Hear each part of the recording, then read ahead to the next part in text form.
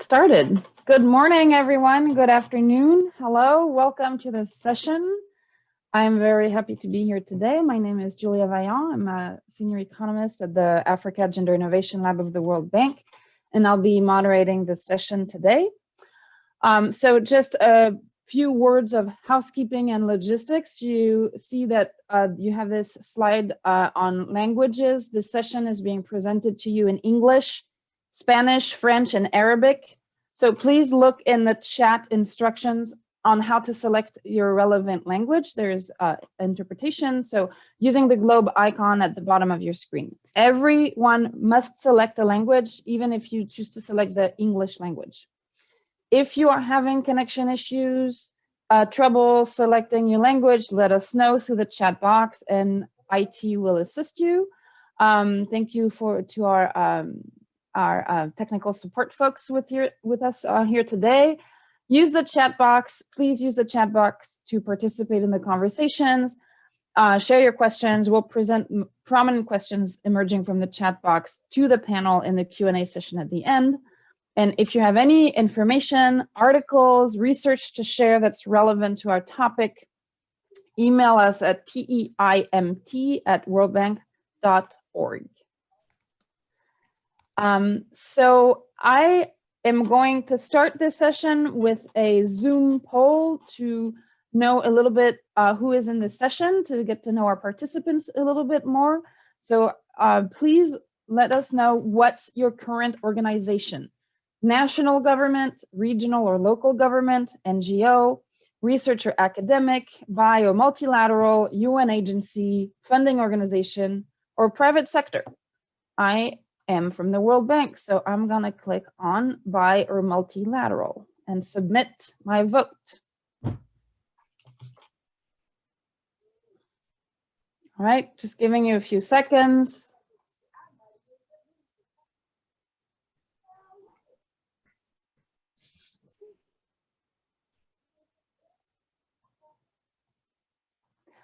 Can we see the poll results, please? So most of our participants today come from national government. Welcome. And then we have a lot of folks from NGOs, bio multilateral agencies, and from academia. Also a few people from UN agencies and the private sector. And our next poll is going to be actually on the topic that we are interested in today, which is behaviors and mindsets. So have you personally used any of these goal setting or tracking strategies? Step exercise of food intake tracker, that's one of those devices that people use now to count their steps. Text reminders to exercise, bank, or health. Shared goal setting for better recycling, exercise, smoking, or diet challenges, or other.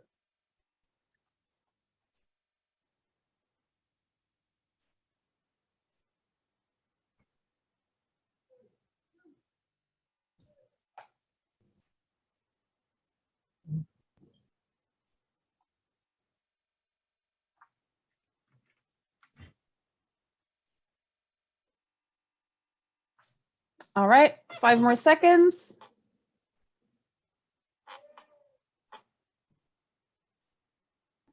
All right, please, can we see poll responses? A lot of us have actually used those strategies. I see 38% of us have used step exercise or food intake tracker, and 35% of us have used text reminders. A majority have used some other kind of device, behavioral device. So thanks everyone for participating. So you see this is, these are very common strategies that we are using in our lives. And I think we've all witnessed the explosion of those strategies and devices in the past 5 to 10 years. And to be sure, the advent of smartphone technology and apps really contributed to that. But also, probably also that we have a better understanding now of how our brains work and how mindsets can constrain or enable us, and small behavioral changes can really make a difference in our lives. Well, that's also true of social programs that can help the poorest. The State of Economic Inclusion report found that 34% of economic inclusion programs have a psychosocial coaching component. Behaviors and mindsets really matter. And there are several theories from different disciplines as to why they can trap people into poverty. Addressing economic constraints may not be enough to lift people out of poverty because there are those other behavioral constraints. And we're learning from other disciplines, psychology, sociology, neurology, how we can address those behavioral constraints to make economic inclusion programs more effective. And there may have been some initial resistance to some of what we economists like to call soft interventions.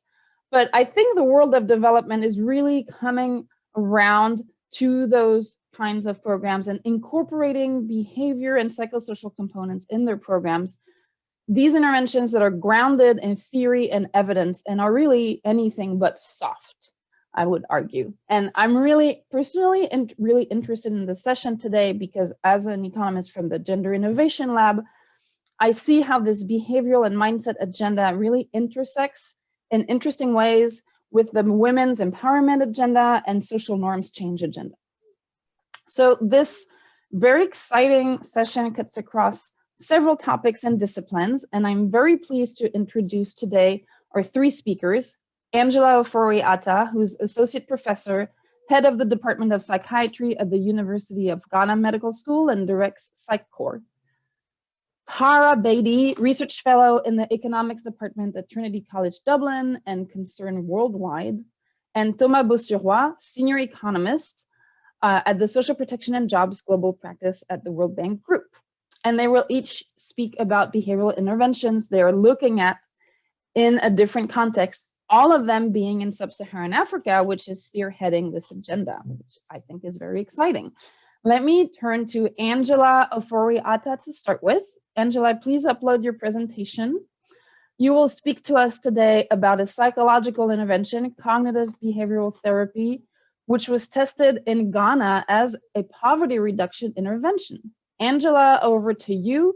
Please remember you have 5 minutes. I will ask you to wrap up at that 5-minute mark, and you will get a cue when you have 2 minutes left, a visual cue. Over to you, Angela. Oh, thank you. Thank you, Julia. Is there a link between poverty and poor mental health? Living in poverty is very stressful, and this can lead to depression and lower cognitive bandwidth for decision making. Can a cognitive behavioral therapy intervention improve mental health for ultra-poor individuals? And does improved mental health lead to better economic outcomes? These are a couple of the questions we were looking at with our intervention and our study. Let's see what's the context of our study, and you can see where the red stars are where we did our study in Ghana from the Middle Belt to the northern part of the country. CBT intervention was integrated into the graduation program run by HEFA International on IPA's behalf. There were 7,700 individuals from 258 communities, and they were assigned to one of 4 study arms. The pure control, CBT only, graduation, and CBT and graduation only. We will be talking only about the pure control and CBT only arms of the study. The midline survey data was collected 3 months after the CBT intervention. Okay. This intervention was designed by myself and my team at the University of Ghana Medical School.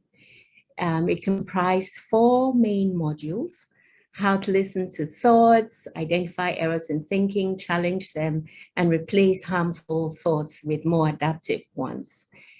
The second module was on communication and conflict resolution skills, the third on healthy living, and the fourth on goal setting, planning, and celebration. The program implementation was done through interactive groups of 10 to 12 participants each in separate male and female groupings. These were done over 12 weekly meetings, one a week, delivered by university graduates trained for 2 weeks and supported by IPA program staff. This is an example of the many psychological measures we use. This is the main one. It's the Kessler Psychological Distress Scale. What we discovered were some very interesting things. The first one is that mental health issues are very common. At baseline, about 55% of individuals reported some psychological distress. Of these, possibly about 15% reported quite severe psychological distress. The distress levels varied over time, even without therapy, for those in the control group, in response to trauma or changes in income. I should say that people did not enter the study screened for psychological distress. We just took the measures of psychological distress for all those who were part of the study. Does a cognitive behavioral intervention improve mental and physical health? Well, CBT recipients reported less psychological distress and greater self-confidence, and they did better on all mental health indicators that were used in the study. Other measures of soft skills improved also. There were socio-emotional skills improving by about 0.28 standard deviations. Cognitive skills improved by 0.08 standard deviations. Physical health improved too. There were 26% fewer days with poor physical health. And these were all tested statistically significant at p equals 0.01. Who benefits from CBT and how? All participants were able to benefit, whether beginning with psychological distress or not, allowing them greater cognitive and emotional space within which to operate. We would say our intervention possibly improved bandwidth. Can CBT affect recipients' economic outcomes? Yes, our endline survey data on economic outcomes is not yet available. However, at midline, recipients reported 0.7 more days spent working each month due to better mental and physical health. Improvements in cognitive capacity and socio-emotional skills have correlated with better economic outcomes in other literature. So there's reason for optimism here. We'll need to see endline data to be sure. Thank you.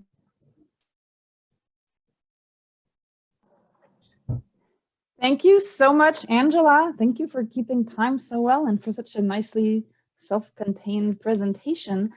We have one question from the audience, which I think may be answered by the presentations themselves. So I'm going to table the question by Tewodros for a little later on the kinds of behavioral nudges that can help our households change their behavior, because I think all the presentations might answer that question. If there are any clarifying questions, please put them in the chat box. I had one small question for you, Angela, and can you tell us a little bit about the effect of the group and the cognitive behavioral therapy relative to it being an individual therapy? How much does the group setting affect the positive impact of cognitive behavioral therapy? I think the group itself becomes, well, apart from the supportive nature and the increased, how would you call it, networking for each of the individuals, I think that the group itself then becomes a motivator for each of the individual members. You could see group members beginning to tease each other out of different cognitive errors and so on. In some of the groups, we found them translating the lessons into song and dance, and therefore being able to learn the lessons better together in very rural places. And I think also that perhaps it lessened the anxiety associated with one-on-one cognitive behavioral interventions. So I can think of a myriad of ways in which the group setting helped. Thank you, Angela. It was just one last thing. I think it also reduced the thinking that this was a illness-related thing or a pathology thing, because it was just ordinary people participating in learning. Thanks so much, Angela. All right, our next speaker is Tara Bedi, who will present an intervention to change gender norms and improve inter-household cooperation, and which is added to a graduation program in Malawi. Tara, if you could please upload your presentation.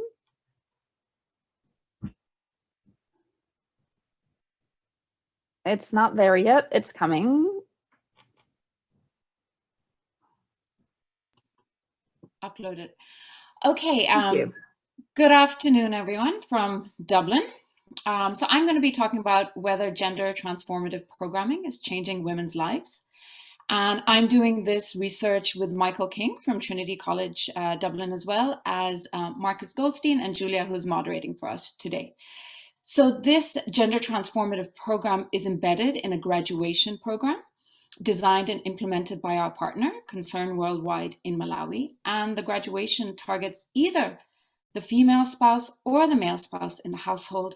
And the gender transformative component is provided to half the households where the female spouse is the main recipient. So with that in mind, what's the behavior that this program sought to change? Well, the aim of the program is to increase economic efficiency and household productivity, to increase cooperation between couples to make joint decisions and create a common vision of what they want for their family, to improve couples' communication skills, as well as women's income generating options by changing attitudes around acceptable occupations and mobility. The training is also designed to decrease conflict and violence triggered by shifts in power due to the female spouse being the graduation program recipient, and to strengthen behaviors around savings and investment. So the program is designed to engage graduation couples in 12 gender transformative dialogue sessions. Each session happens monthly in a group setting with up to 12 couples and runs for about 2.5 to 3 hours. And couples start off by talking about gender responsibilities are,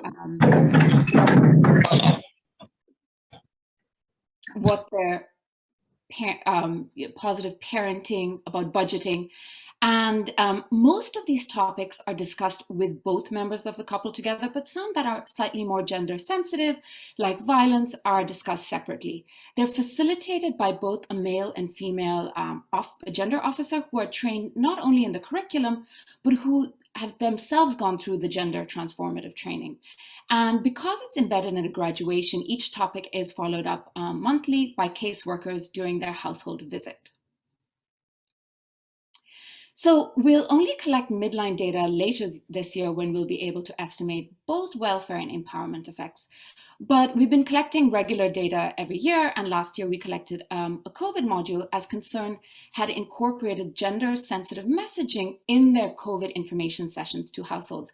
And what we saw was that these gender-sensitive messaging affected beliefs.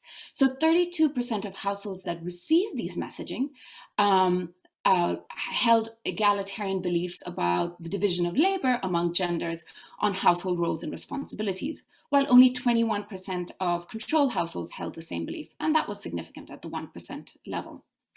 Now, while our main component is a quantitative piece, we also incorporated qualitative research called the Qualitative Impact Protocol. And what's interesting about the Qualitative Protocol is it enables us to understand participants' own perceptions of change and what drivers they believe led to this change. And also, qualitative researchers who interview the households and facilitate the focus groups are program neutral. They don't actually know what program they're interviewing households about. So we interviewed both households where the graduation targeted the female spouse. And could we go back to the last slide for a quick second, please? And where graduation targeted the female spouse, but the couple went through the couples training. And what we found is, regardless of household, all women started to businesses, invest in productive assets, and undertake farming. But twice as many respondents in households that received the gender transformative training started to notice positive changes in household expenditure, to acknowledge the empowerment effect of owning and spending money that they earn themselves. And these households were much more likely to report perceived changes in intra-households roles and responsibilities. We found no evidence yet, though, of significant changes in the deep-rooted patriarchal sociocultural norms whereby men are the main decision makers. What's interesting about this also is we can develop theories of change from participants' perspective. So if we look at the diagram on the left-hand side, on the right of the diagram are the changes that households have self-identified, such as positive social well-being, freeing up of time and labor, collaboration. And then as we move right, these are the drivers they believe has led to these changes, such as fewer arguments, shared responsibility. And then if we move all the way to the left, the primary driver they identify is concerns, couples training. Now remember, they were never asked about concern or couples training. Now, finally, to conclude in my last slide, this intervention was designed at the household level. So where next, what gaps? Well, what role does community interventions versus household interventions play in bringing about change for gender and social norms? What is needed at the community to complement the household level and vice versa? Also intensity and duration. How long, how often do these interventions need to happen? And also scalability, something I've heard discussed in lots of the previous sessions. We're building on this in follow-up research in Mauritania and a cash transfer program, but I believe there's more scope and time and resources needed dedicated to this area. Thanks, Julia. Thank you, Tara. I think this was really interesting. One clarifying question, can you tell us a little bit about the role of the case manager? This is something that sort of comes up often in economic inclusion programs. There's coaching or individual case management of follow-up sessions, and it seems like it's a very important part of those programs, but we don't always know how important or what really is their role or how much they cost, etc. Can you tell us a little bit more about the case managers, please? Yeah, I mean, if you talk to the concern team and, those at the district, they say the case managers are like, the binding factor in this whole graduation. So they visit households twice a month. They have regular messaging and topics that they have to cover. And in terms of the gender component, the transformative training, for households that are receiving this training, the case manager once a month, does a short follow-up in terms of what did you discuss, how are relations in the household, just to reinforce the messaging they're getting in the training. Great, thank you so much. More, but I'll leave it at that for now. Thank you. Thank you. So let's move on to our third and final speaker, Thomas Bossuroy, who will speak about the impacts of the psychosocial component of an economic inclusion package in Niger. Over to you, Thomas, you have 5 minutes. Thank you very much. Good morning, good afternoon, everyone. Excuse me, before you start, you have a little window that's open on your Zoom that says sign in. Yeah, can you close that? Thank you. All right. I'm sorry about that. Hi, everyone. I will be talking today about psychosocial components of the Sahel productive inclusion measures. And I will be presenting the design of these components and the results that we're seeing in an impact evaluation.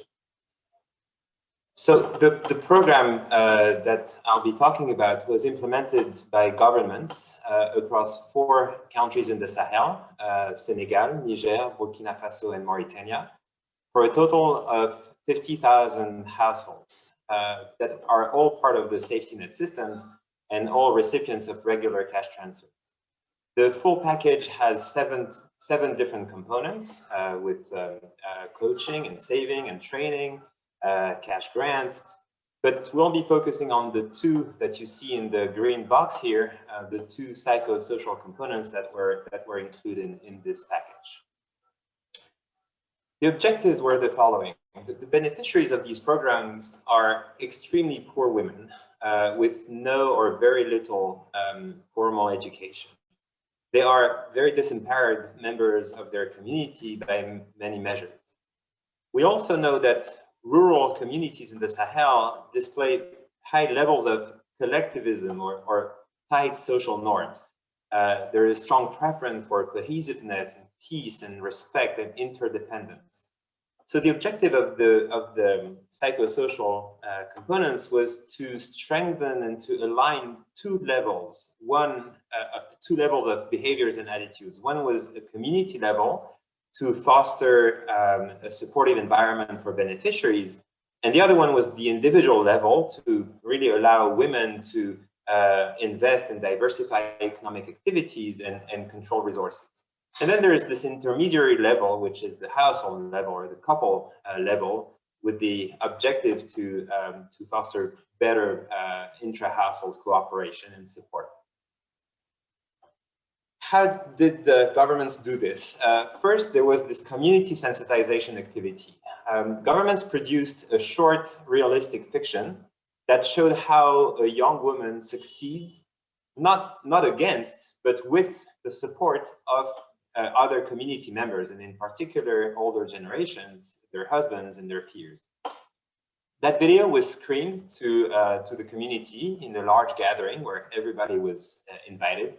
And then there was a facilitated discussion around how the program objectives align and echo the values of the community, and how the community can support beneficiaries as they go through the program. The other component was a life skills training. It was done over 7 half days with content and methodology adapted for non-literate participants. And it tackled topics like decision-making, communication, problem-solving, gender relationships. We have results that we think are pretty striking from this multi-country RCT. For now, we only have one country, Niger, but eventually we'll have 4 countries that tested 3 different versions of this intervention. The first, the social package in green here, has the core components of coaching, saving, and training, plus the psychosocial components. The middle one in blue doesn't have the psychosocial components, but instead has a capital grant. And then the full package has everything. And so here, we're just going to focus very briefly on what did the social package accomplish, where you don't have capital inputs, but psychosocial components. And what difference do we see between the capital and the full package? Because the difference between these two, the blue and the yellow, is due to the additional impact of the psychosocial components. So I'll be showing a few results from Niger at 6 and 18 months after the end of the program. First, on psychological well-being, kind of the first step, the first level of outcome targeted. There is indicators of mental health and social worth and future expectations, where we see strong impacts of the psychosocial package, so the green bar, that consistently is higher than the impact of a more traditional capital-centric intervention, the blue bar. And we also see that the yellow bar, the full package, is even higher and shows a strong difference with the blue bar, even if it's not always statistically significant, that shows that the marginal impact of the psychosocial components is very positive. If we now look at the end outcome, measures of poverty, and here consumption, we first measure it at 6 months. So that's the chart on the left-hand side. And the first follow-up, all 3 packages have positive and significant results, but the psychosocial package is a little behind, a little less impactful.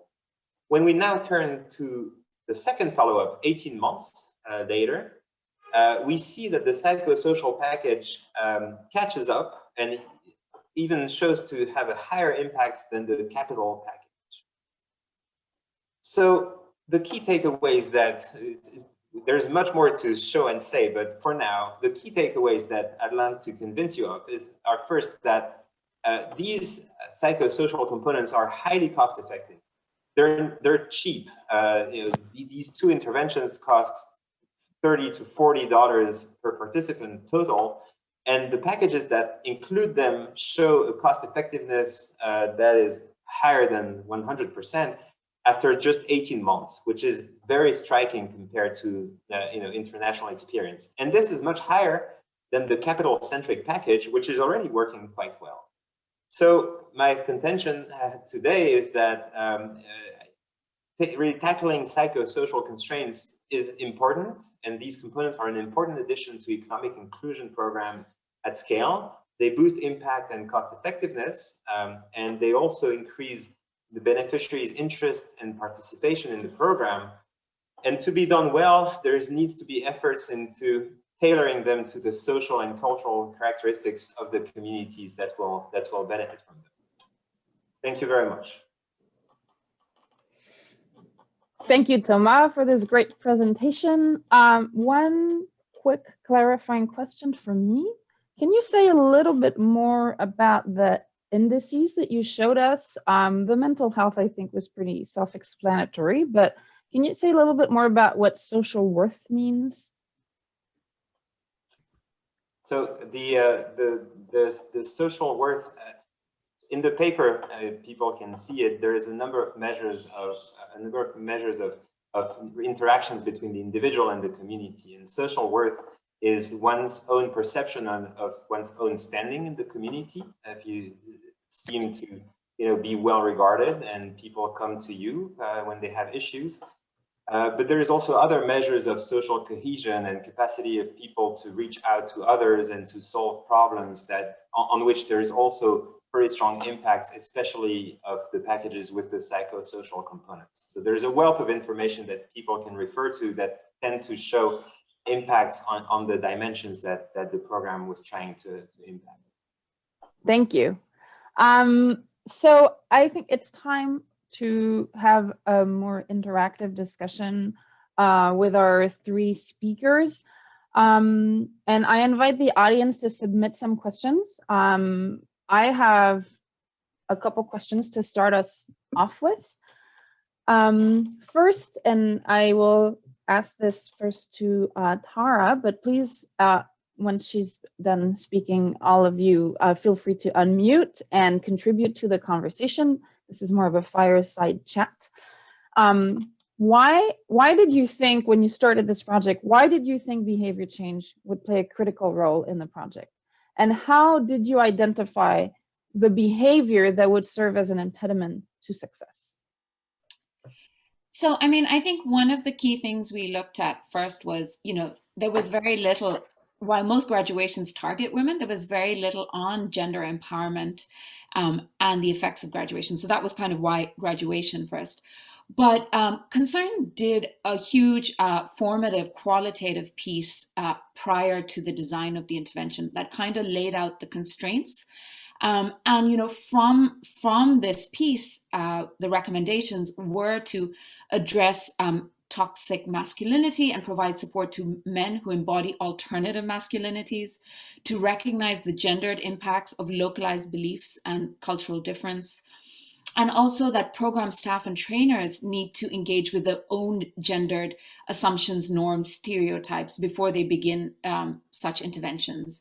And that we needed to bring both men and women often together through this process of realization to reach their own conclusions about gender inequalities and how this might affect their expectations and their ability to achieve more things. And that's why we focused on it and designed the training around it. I could go on, but I'll stop there.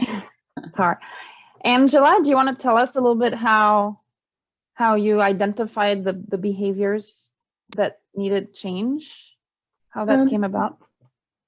Well, I think that IPA had a graduation program going, and they were very successful, and they were thinking of how to potentiate the graduation program, make it more successful. What would make people do better on the graduation programs? And at that time, this is more than 5 years ago, there were a lot of interventions, psychosocial interventions coming up in the economic literature, and IPA really wanted to see if these things worked. And I think they later said, oh, we were a bit skeptical about this.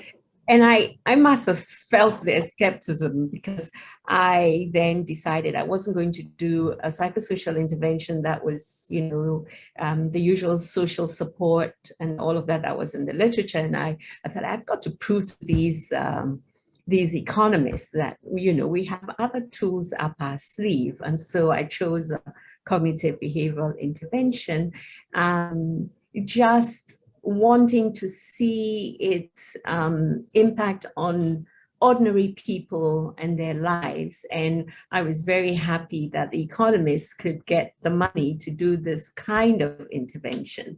And so it was a perfect fit. And that's how it came about. This is the truth. It's nice to hear the truth about how things actually happened.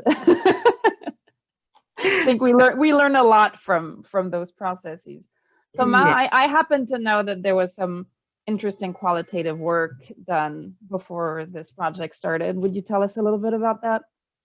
So the identification of constraints took more than a year, and it was a very collaborative and intense effort by 4 different governments to first carry out studies, qualitative studies based on focus groups, and also quantitative studies to pin down what are the key constraints. In a universe where constraints are everywhere, everything is a problem.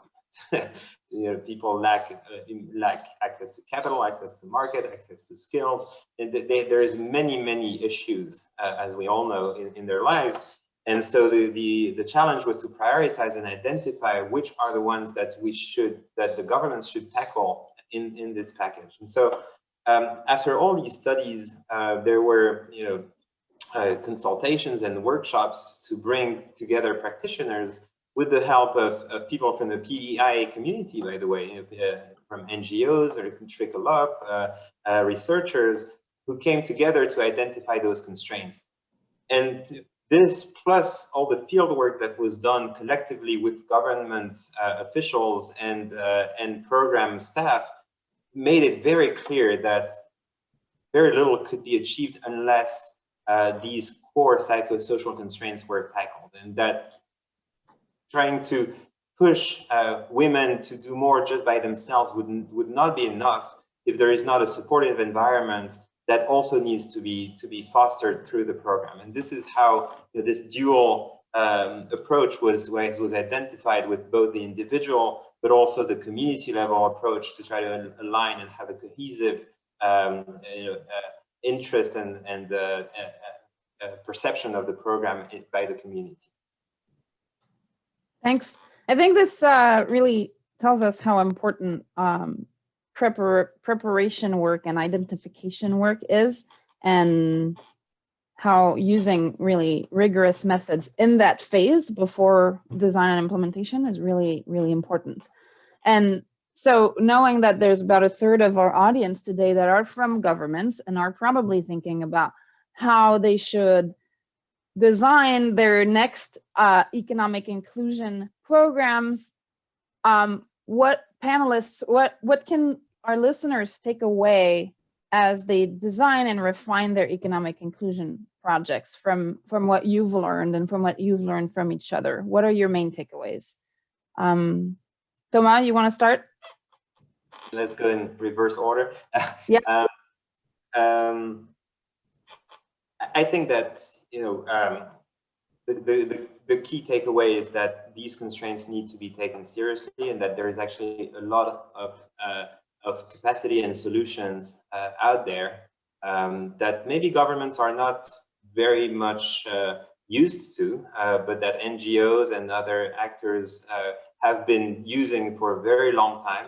And that can be included in government programs.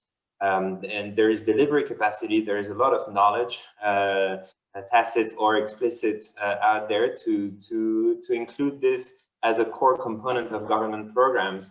And in the Sahel, 4 different countries did it quite successfully, and I know there is a wealth of experience internationally that can be tapped into to really strengthen the cost effectiveness and the impact of these programs.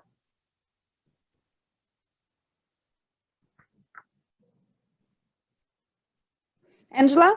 Yes, Julia. So I think that in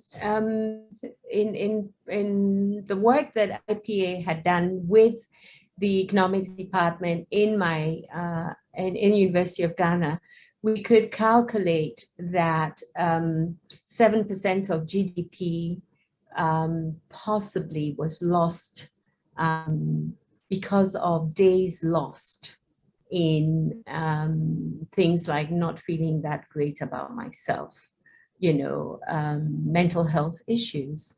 And when you mention this, economists suddenly sit up, because these are ordinary people. They've never been to the psychiatric hospital. They don't have mental illness, but we're losing about 7% of our GDP from just not feeling great about themselves. So I think this is a key takeaway for our government officials here on the panel. The second takeaway is that we can improve productivity by looking at psychosocial mental health issues. We show that our participants add on 0.7 working days to their, and this is in the informal sector, and where we don't have any such interventions usually to pick up productivity. We only think of the 10% or 20% of the population that works for in the formal sector. So this is another key takeaway, is if you look at the psychosocial issues in communities, you can actually improve productivity across the board. So that's what, yeah. Thanks. That's a fascinating number, the 7% of GDP. Yeah. Tara? So I think in regards to gender, I mean, so many different economic inclusion programs target women. And I think in that targeting of women, we have to understand how these programs already add to the vast roles and responsibilities these women already play. So when we're incorporating new kind of economic inclusion, I think pre-research, like Thomas was talking about, Angela, like understanding the context and how these programs can maybe create new tensions. And then adapting these programs to be context specific. So, we looked at Malawi, and then when we were readapting this to Mauritania, it needed new qualitative research to understand the Mauritanian context. And then I think Thomas and all were alluding to this, piloting is so critical. Before you scale up anything, get it right in that context. And that piloting is worth so much. But yeah, cultural norms and understanding them are really, really central to any economic inclusion activity in different contexts. Thanks, Tara. And that actually is a great transition to the Q&A, because one question that somebody asked, which was asked in French, and I will translate, is, were there cultural questions, cultural issues that were overcome and that played an important role in those interventions? I think this question is directed to all of you. Whoever would like to take the question, please feel free. I know culture is something that is often brought up by governments as, you can't do this. Our culture, there are some cultural barriers around doing this, and we've seen that often these can be overcome. Would anyone like to talk a little bit about that? Sure, I would.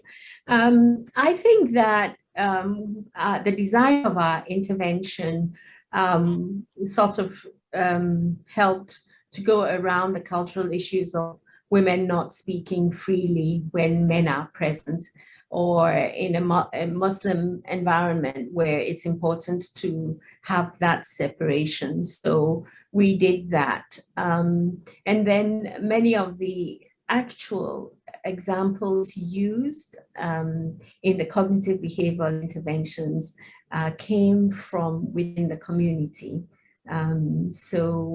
Examples of cognitive errors were couched in a way, and examples taken from the lives of the people themselves. So that's how we got around the cultural issues. Mm-hmm. I guess I'll go in Malawi, and I know we're currently doing that in Mauritania. You know, the design took into account the cultural components, and kind of like what Angela was, talking about, like, how do you bring the couples together so that they're comfortable talking about sensitive topics? When should they be separate? But also the language, how certain modules were presented, were adapted so that people would feel comfortable and able to relate to it. And I think this design element had to be thought through also from the facilitators, what languages they spoke, did they know the right words to reach participants? So I think the cultural component had to be taken in from design all the way to also how you study the intervention and what kind of questions you ask households so you can assess the impact. And I'll just complement what Angela and Tara just said on the cultural differences between generations, which is something that the Sahel program looked into quite carefully, because some of the changes that the program seeks to prompt are around innovation and change and adaptation to new circumstances. So changing the way the new generation does things, and that sometimes is perceived as a threat for older generations, and that can kind of put a damper on initiatives or ambitions or aspirations of program participants. And so in this community sensitization activity that I was talking about, where you see a movie being shown that depicts a young woman that succeeds with the help of her father-in-law and others, that kind of helps foster and create a discussion around, everybody has to change. And you, Grandpa, you also had to adapt, 30 years ago when the roads came, or when new technologies came, and it's part of the culture of this particular group to adapt and be flexible and do new things when you have to put food on the table for your children.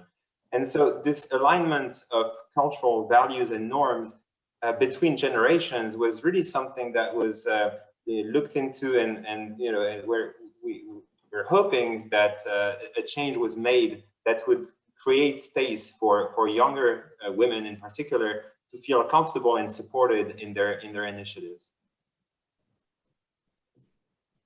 Thanks, Thomas.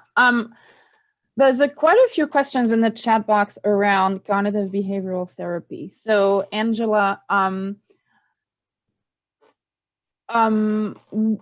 one person is asking, how can you do low-cost CBT in contexts where you don't have programs like the Psych core? And I would add to that question a bit of another question, which is, given what you found, would you advise to add elements of CBT in economic inclusion programs? And I think a sort of a general question that's across all of these is, do we need CBT? Do we just need coaching, life skills? What's the difference between all of these? Can we take little bits and pieces from these different kinds of interventions? What is kind of your general take on incorporating elements of cognitive behavioral therapy into low-cost interventions in economic inclusion programs? Oh, nicely put together, Julia. Thank you. Yes, I would say that in India, and I forget the name of the name of the researchers, but they've done, and Vikram Patel comes to mind, done a great job of training very low education group women, I think like health visitors kind of, to go into communities and deliver package after package of CBT. And that's mainly in mental health.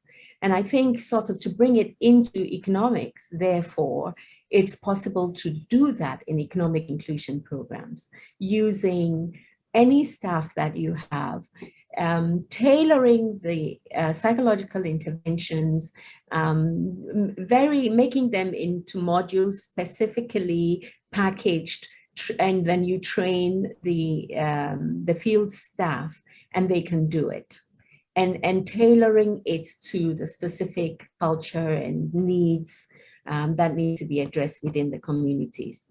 So yes, you will need a psychologist, preferably someone with CBT background, to design those packages and put it in a manual and train the people in how to do it. So yes, it's possible. Great, thanks. Some question for you. Looking at the Niger results, the full package seems the best adapted to Sahelian countries in terms of impact, but what's the cost of the program with the full package? How sustainable is it, and how scalable is it? And maybe you can tell us a little bit about the role the governments are playing in the ASP program, which is a bit unusual compared to previous graduation programs in other countries. Yeah, thanks. It's an important question. In the Sahel countries, the economic inclusion packages were layered over existing social safety nets, which provided all the infrastructure in terms of targeting, payment systems, existing cash transfer programs, regular cash transfer programs, and outreach and delivery capacity. Here in Senegal, even before the economic inclusion package was defined and implemented, you had thousands of government workers or NGO workers working for the government to implement the program. So the marginal additional cost of the economic inclusion package could be reduced and kept at a reasonable level, which is around $350 per participant, with the majority of it being the cash grant. Right? It's about 60-65% of the package is the grant. The rest, it ends up being not a whole lot per capita. So the question of sustainability has many different dimensions. Are impacts sustainable? I showed you very briefly in the Niger results that they seem to not only be sustained, but actually increase over time, at least for the psychosocial package. Is it sustainable fiscally? I mean, $300 or $350 per capita is not zero. So there is trade-offs, and governments have to decide how to allocate their resources. But it's an option that has become affordable to some extent. And in terms of delivery capacity, yes, there is a need to build up the delivery capacity over time. Those programs that I talked about today are growing, and they will need to grow in a way that keeps the quality intact as they scale up. Thank you so much. It's time to wrap up. So I want to thank our fantastic panelists, friends, and colleagues, Thomas, Tara, Angela. I want to thank Anna Rodriguez and Janet Hazy for their wonderful support. And we want to hear from you on how you liked the session. So you will see 2 questions on your screen. How would you rate this session from 1 to 5, 1 being poor, 5 being excellent? And I'm going to rate it 5 because I thought that was an excellent session. And second question is, I will use material and ideas from this session for my future work in this area. This is an anonymous poll. It is for us to see how you felt about the session. So I'm going to submit my evaluation. In the chat box, you will see the link to the next session, which is a plenary session promoting women's empowerment through economic inclusion. Extremely important topic. Please join the session. Thank you so much for joining us and looking forward to the rest of the event.